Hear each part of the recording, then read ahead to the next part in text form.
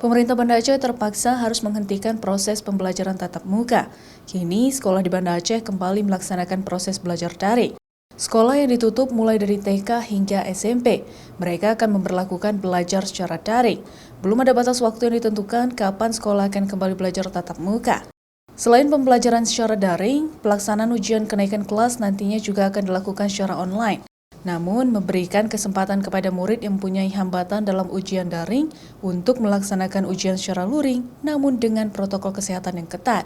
Pemerintah Kota Banda Aceh mengambil kebijakan bahwa sekolah-sekolah di Banda Aceh kita laksanakan belajar daring itu dimulai dari hari Kamis kemarin sampai nanti batas waktu setelah Kota Banda Aceh lebih aman dan lebih bagus di dalam perkembangan COVID-19 ini.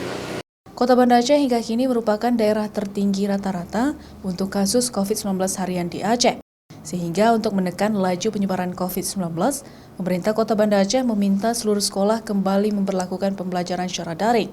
Sekolah akan dibuka kembali hingga kondisi penyebaran COVID sudah menurun. Mustajab, Kompas TV, Banda Aceh.